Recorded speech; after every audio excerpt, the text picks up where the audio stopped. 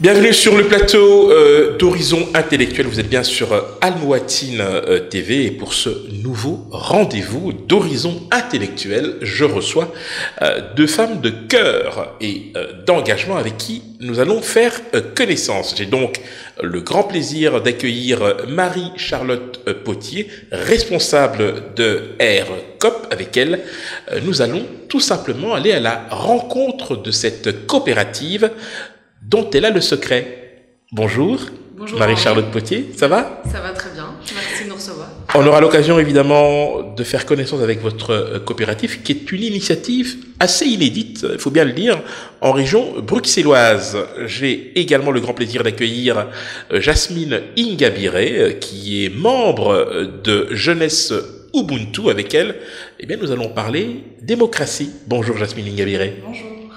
Alors, je me tourne vers vous, Marie-Charlotte Potier. Je parlais donc de RCOP, votre coopérative pour entreprendre sereinement. C'est pas moi qui le dis, hein. C'est, je dirais, le slogan que vous avez utilisé. Alors, d'un mot, de quoi s'agit-il ? Alors, donc, RCOP est une coopérative qui permet aux personnes qui travaillent déjà dans l'informel d'avoir une structure en fait d'accueil qui leur permet de formaliser leurs pratiques.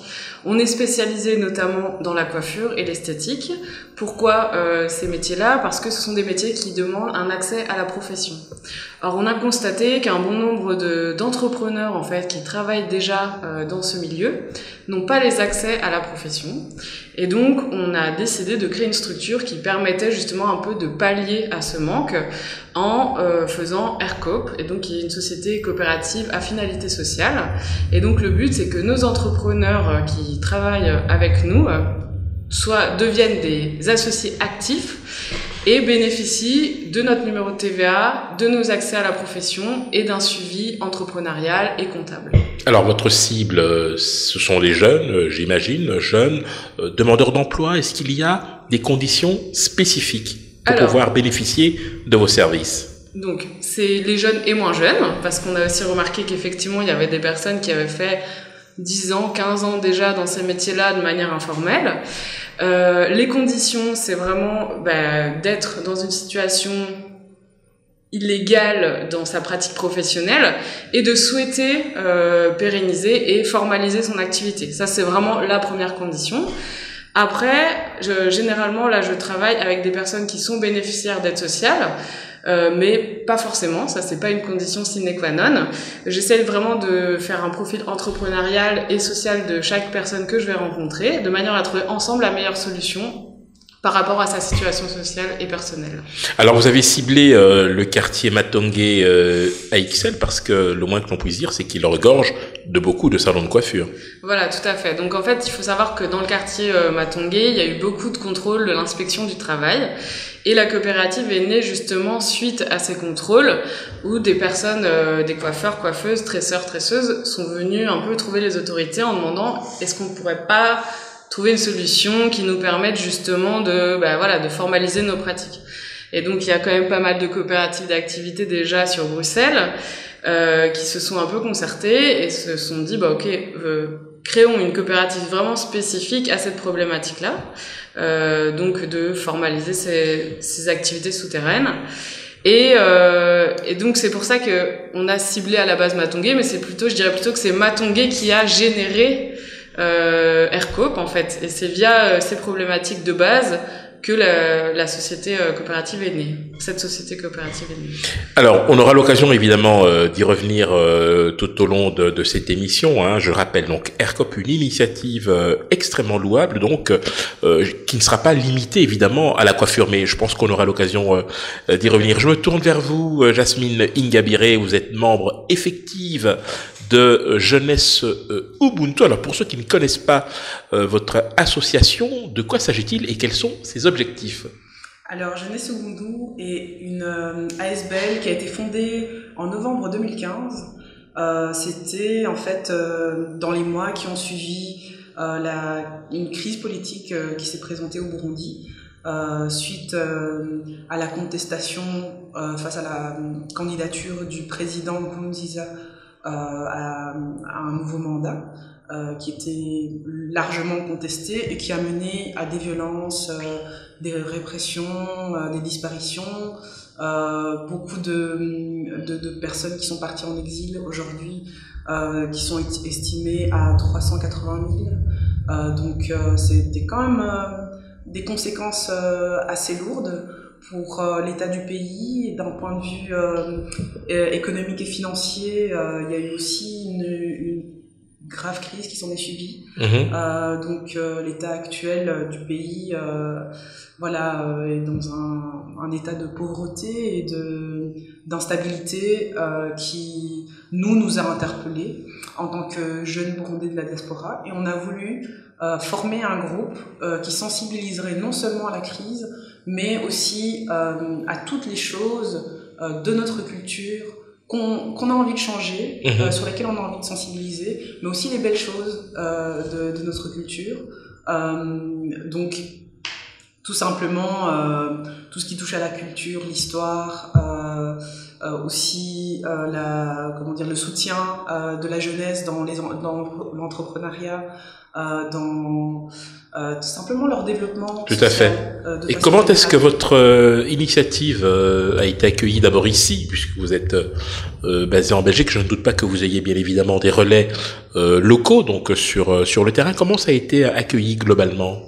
En fait, finalement, il y a quand même beaucoup de petites associations burundaises, et petit à petit on gagne de la visibilité, mais on n'a pas nécessairement été beaucoup remarqués. C'est-à-dire que ici en Belgique, on s'adresse surtout aux jeunes qui sont intéressés, mais pas nécessairement sensibilisés aux choses qui touchent à la politique.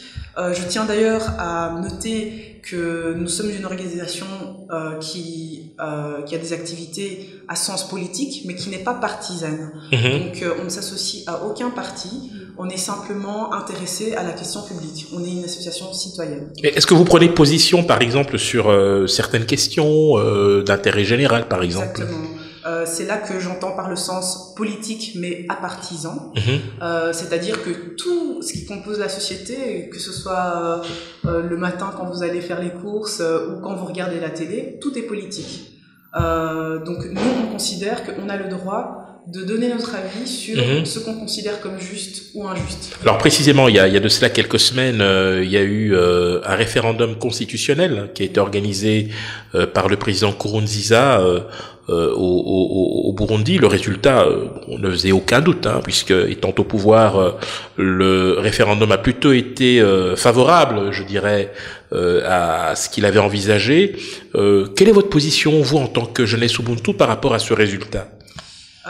Donc la réforme constitutionnelle, en fait, est un processus que le parti du pouvoir essaie de mettre en place depuis plusieurs années. Ils ont échoué à plusieurs reprises de le faire voter par le Parlement, et donc dernièrement ils ont réussi à faire voter le changement de la Constitution. Donc le référendum a eu lieu le 17 mai dernier, et il a été en faveur du changement. Le principal point de ce, et d'ailleurs la raison pour laquelle il a été bloqué pendant de longues années, c'est que ça donne l'ouverture sur notamment le changement des modes électoraux. Et là, en l'occurrence, on craint en fait que ça ouvre la voie à davantage de mandats présidentiels au président actuel, qui d'ailleurs il a dit qu'il serait pas candidat. Voilà, derrièrement il a déclaré. Est-ce qu'il est sincère ou pas? Candidat. Pardon? Il est sincère? Moi je ne connais pas l'avenir, donc c'est au jour le jour qu'il faut dialoguer avec les gens, faire en sorte qu'ils prennent des engagements. Et là, il l'a dit, mais rien ne l'empêche de le faire quand même. Moi, évidemment, je ne porte pas d'accusation infondée, mais aux dernières élections, tout le monde pensait qu'il allait peut-être pas se représenter. Tout à fait. Mais il l'a quand même fait. Donc, Alors, en tout cas, je note que votre organisation se bat contre l'illégalité. C'est aussi un peu le sens de ce que vous faites à travers ERCOP, c'est-à-dire faire en sorte que les personnes qui se sont lancées dans une activité peut-être pas déclarée puissent, à travers un accès à la profession que vous facilitez y accéder, bien évidemment. Alors, est-ce que c'est facile finalement? Est-ce qu'il y a des craintes particulières de la part de ces personnes-là qui se demandent si elles font le bon choix finalement, parce que elles sortent quelque part de leur zone de confort au fond? Tout à fait. Effectivement, il y a des craintes et justement, j'essaye avec notre équipe de faire au mieux pour y répondre. La peur principale que j'ai identifiée, c'est vraiment la peur voilà, du changement social, c'est-à-dire me retrouver sans revenu et comment je vais faire pour nourrir ma famille. Voilà. Et ça, c'est, je pense, une crainte qu'on retrouve chez tous les entrepreneurs, peu importe leur métier, peu importe leur situation, peu importe, voilà. Ça, c'est vraiment une crainte générale à l'entrepreneuriat. Et justement, ces peurs-là, c'est un travail en binôme qu'on mène, en essayant de trouver la meilleure formule pour voilà, se dire ok, vous avez des craintes, mais votre chiffre d'affaires il est de autant, on peut faire une projection, on peut se dire voilà, avoir une vision sur le court terme, long terme de quelle évolution on peut espérer au travers de votre activité, aussi trouver une solution si la personne admettons est au chômage, voir comment on peut utiliser les offres, les différentes offres de la région, notamment je pense au tremplin indépendant. Donc voilà, ça peut être un premier pas, et donc accompagner l'entrepreneur dans justement sa voie entrepreneuriale, mais avec la sécurité d'avoir toujours voilà son parachute. Voilà, donc ça c'est vraiment des craintes liées à l'entrepreneuriat, j'ai envie de dire, pas liées forcément à mon cœur de métier ou bien à la situation de légalisation. Mais on essaye vraiment de trouver la meilleure formule, quoi. Voilà, je sais pas, après, il y a d'autres peurs après qui peuvent être alors, précisément, moi, par exemple, il y a une chose qui me vient à l'esprit, c'est que, dans l'ensemble, la plupart des personnes que vous ciblez, certaines ont déjà peut-être une activité et elles font ce travail-là de manière complémentaire. Donc, ça génère forcément des revenus complémentaires qu'elles n'ont pas forcément envie de déclarer. Oui. On va dire ça comme ça.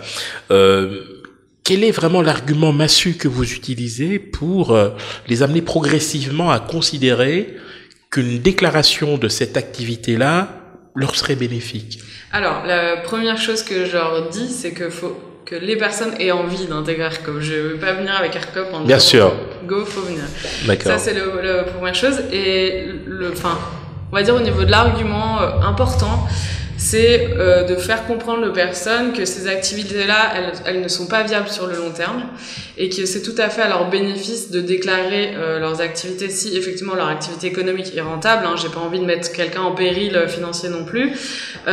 Pour dans le futur avoir accès à des allocations familiales, avoir accès à une pension, même si voilà, on sait bien qu'on aura tous des petites pensions, mais quand même, voilà, avoir accès à plus tard pouvoir éventuellement bénéficier d'aide sociale si l'activité ne tourne plus. Voilà, c'est aussi voilà, l'idée c'est de lancer les personnes, c'est pas que les personnes reviennent. Bien sûr.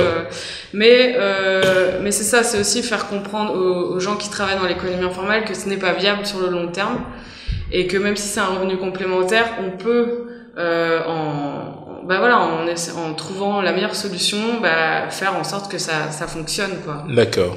Alors, Jasmine Ngabire, tout à l'heure, lorsque vous présentiez justement Jeunesse Ubuntu, vous avez évoqué l'entrepreneuriat, un terrain sur lequel votre organisation est très active. Est-ce que vous pouvez nous donner quelques exemples d'initiatives que vous avez prises déjà dans le cadre de vos activités?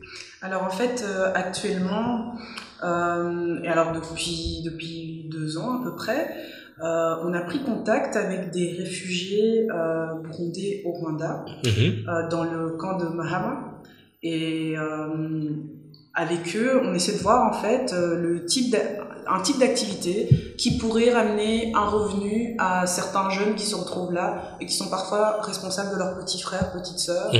Et voilà. Après, nous on est dans le développement de ce projet.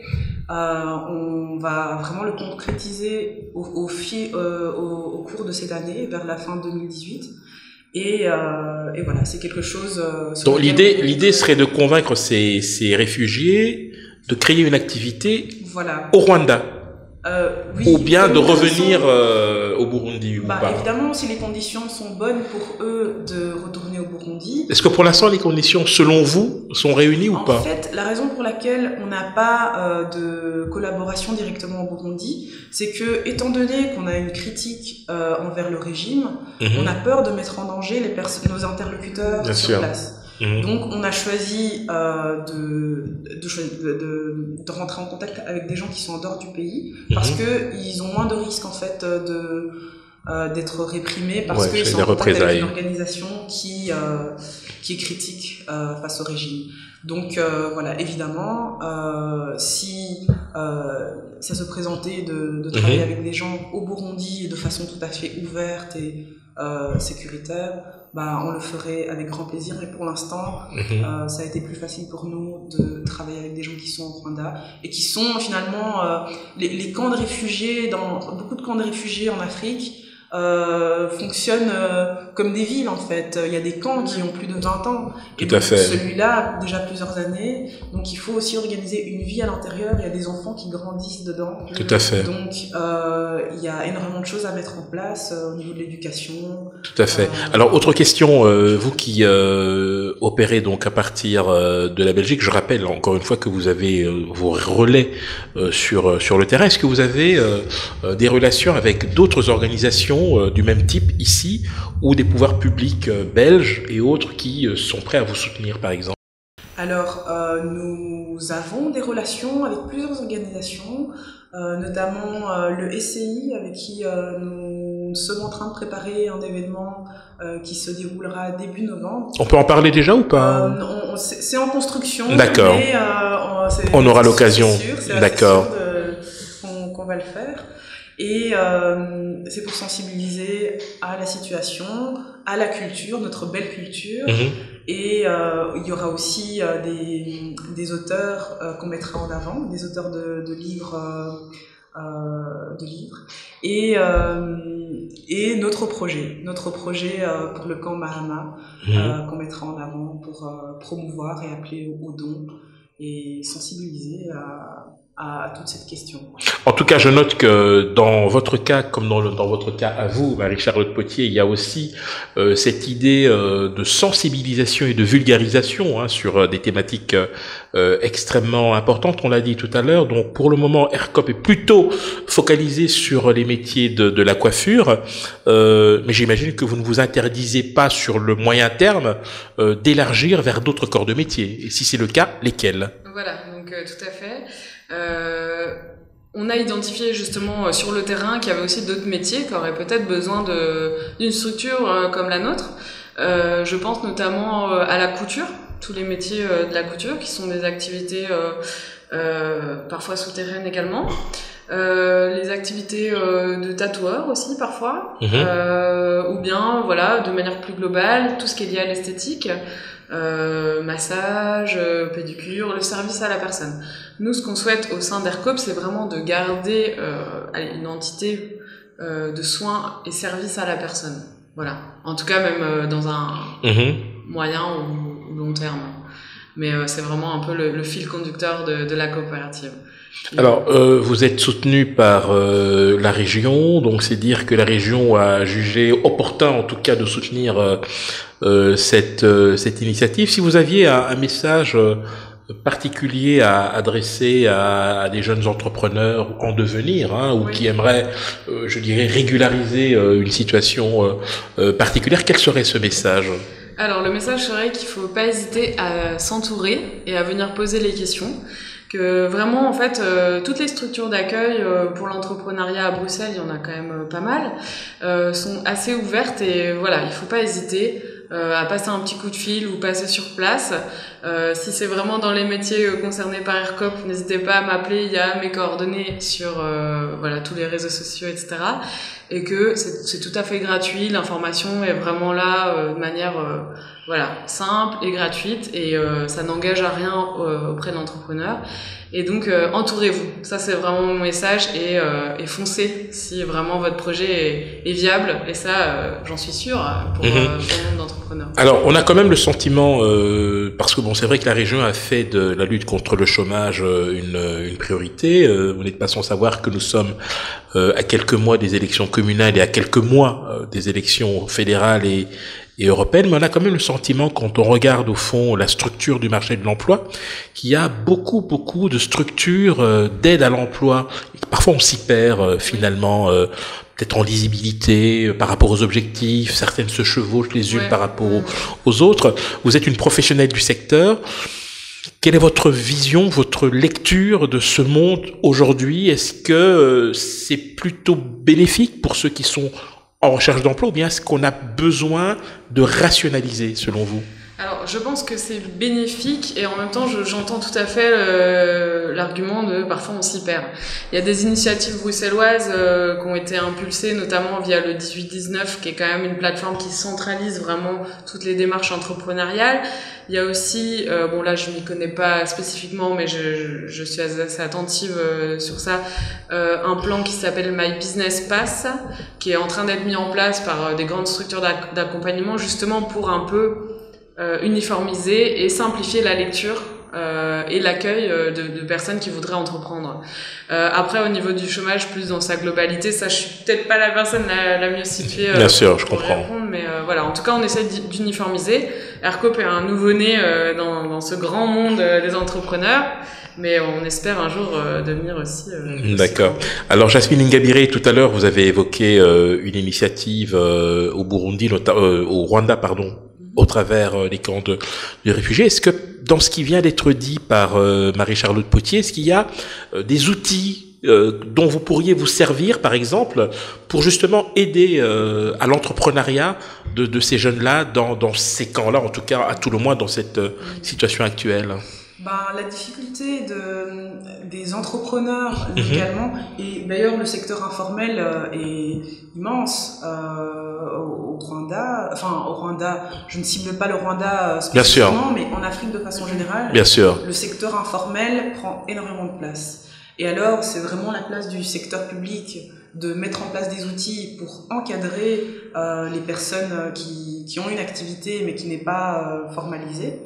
Et nous, on n'est pas un pouvoir public, mais effectivement, on a envie de jouer ce rôle d'encadrement, d'aider les gens à bien définir leurs projets, à trouver une source de revenus quand ils ont besoin d'un petit investissement de départ, et de les aider à évaluer la viabilité de leur projet. Donc clairement, ça m'inspire énormément, et ça fait plaisir de voir qu'il y a des initiatives comme celle-ci partout dans le monde.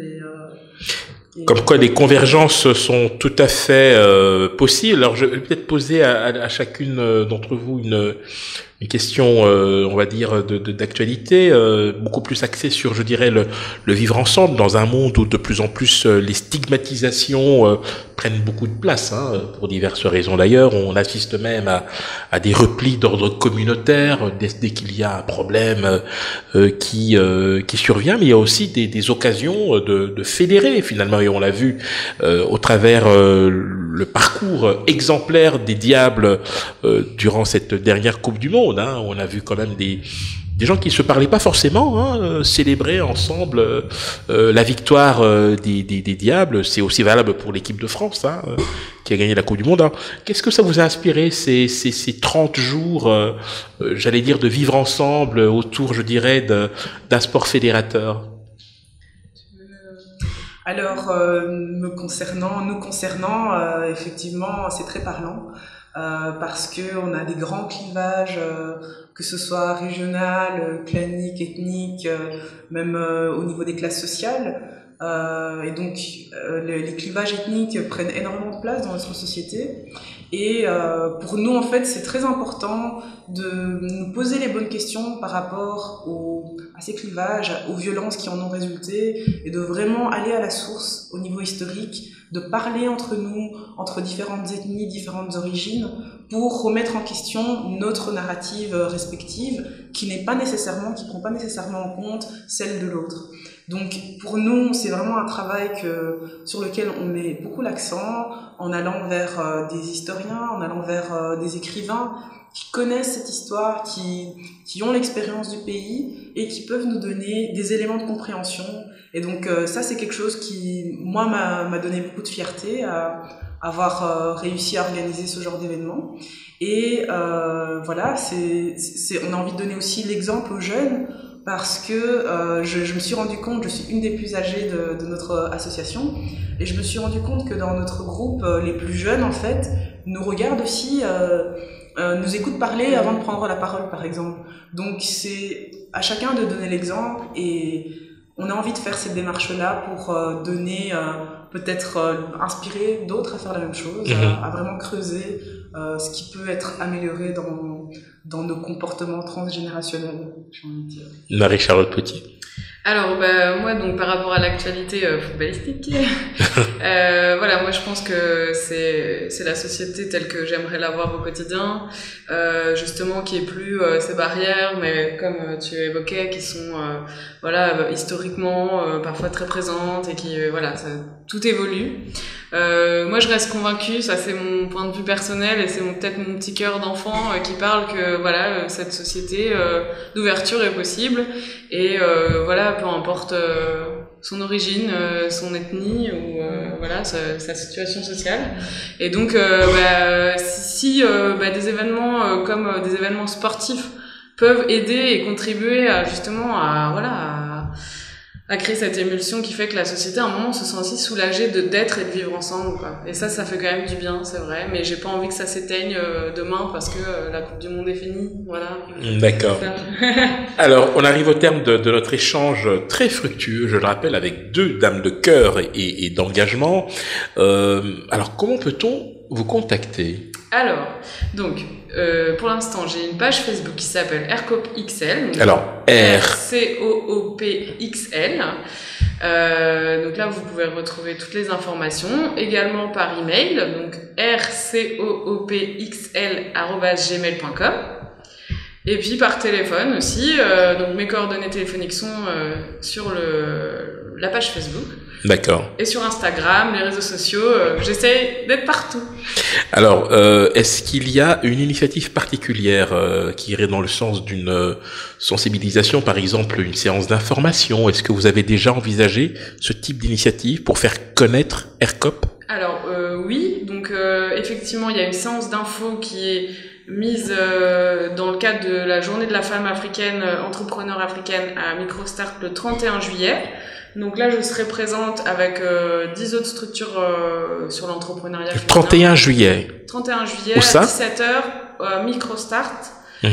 C'est rue de Fienne, numéro 77, je crois, Anderlecht. D'accord. Voilà, et donc sinon, et après je vais, on va régulièrement faire des séances d'information, mais pour l'instant, là, la prochaine séance est prévue le 31 juillet. D'accord, merci infiniment Marie-Charlotte Potier. Jasmine Ingabire, comment peut-on accéder aux informations de Jeunesse Ubuntu?